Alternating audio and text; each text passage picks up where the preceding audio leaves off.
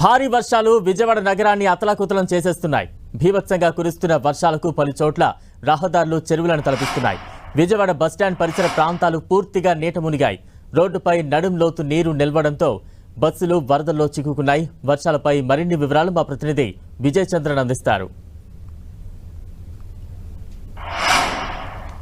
విజయవాడలో బీభత్సంగా వర్షం కురుస్తా ఉంది. ఈ నేపథ్యంలో విజయవాడ అంతా కూడాను పలు చోట్ల జలదిగ్బంధం కావడం జరిగింది. చాలా చోట్ల ఆర్టీసీ బస్సులు కూడా నీటిలో అటు ఇటు వెళ్లలేక ఆగిపోయిన పరిస్థితి మనం చూస్తా ఉన్నాం.